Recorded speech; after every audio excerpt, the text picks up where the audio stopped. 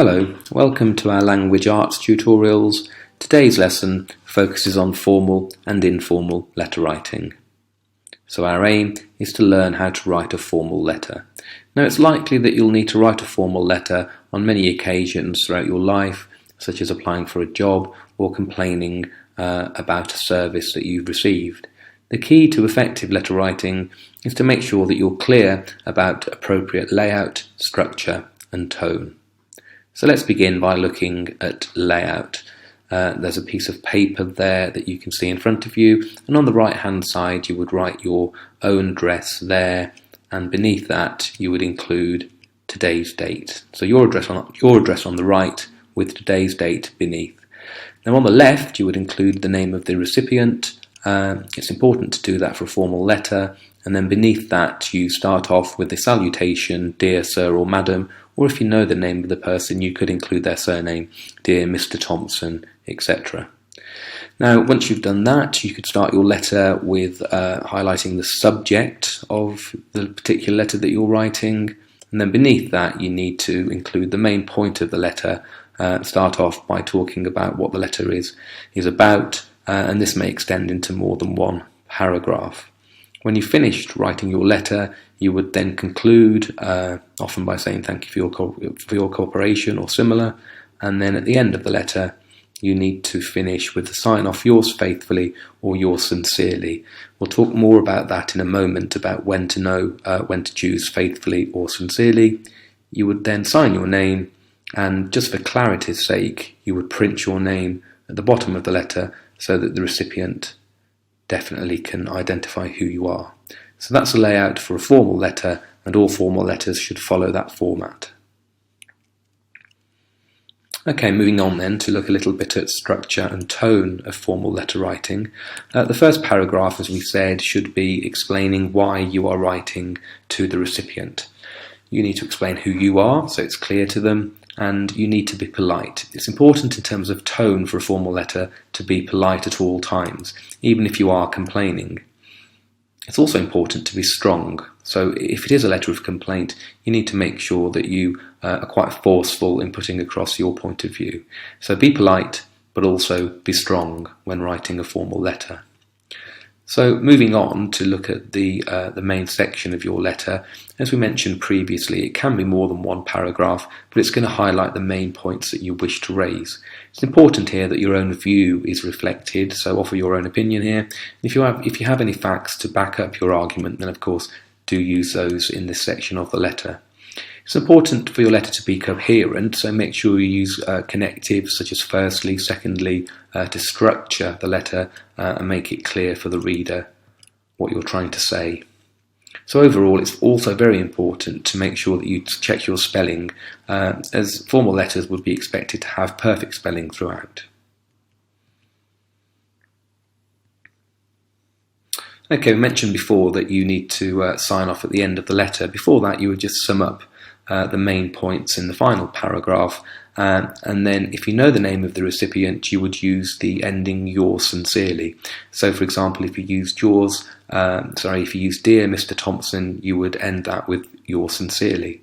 If you don't know the name of the recipient and therefore you started the letter with the words dear sir or madam, you need to end with yours faithfully.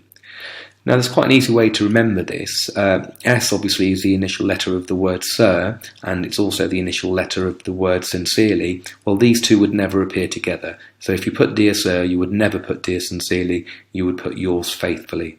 So if you see two S's together, you've got it wrong. If it's dear Mr. Thompson, it would be sincerely. If it's dear sir, it would be faithfully. So an easy way to remember which to choose at the end of a formal letter. So here's an example of a formal letter. This one is from 15 Acacia Gardens in London to the manager of the Blue Lagoon restaurant.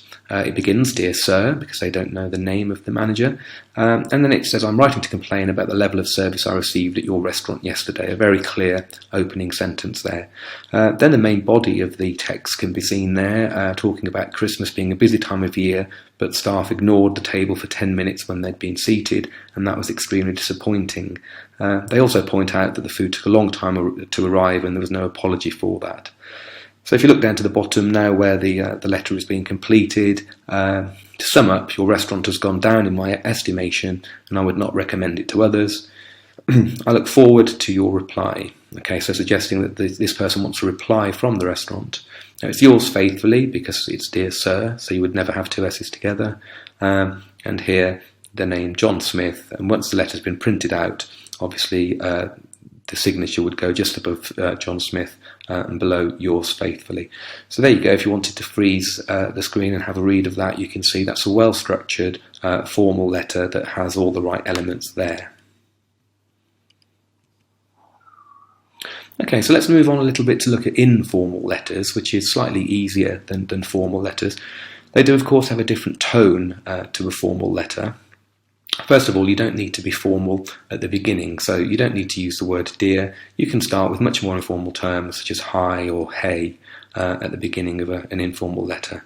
Your language, of course, can be much more chatty in style, because you're likely to know the person that you're writing to.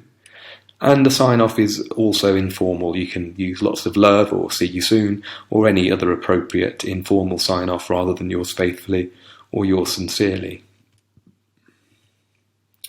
Now, the layout for an informal letter is not dissimilar to a formal letter, but the one big difference you'll notice is that you don't include the name of the person on the left side of the page. You just put your own address and your own postcode and the date on the right-hand side, followed by the salutation there, which in this case is "Hey Joe."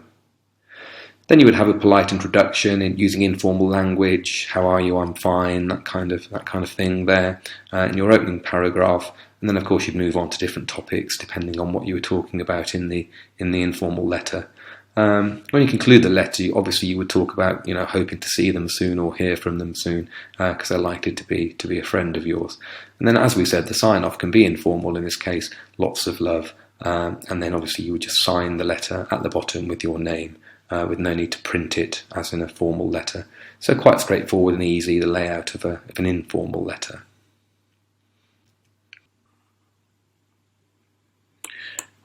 So here's an exemplar of an informal letter, the same address as previously, but this time no address on the left, and rather than "Dear Sir" or "Madam," it says "Hey Joe, long time no see." Nice and informal beginning there, talking about his family, and then there's a date in the diary later on in the letter there.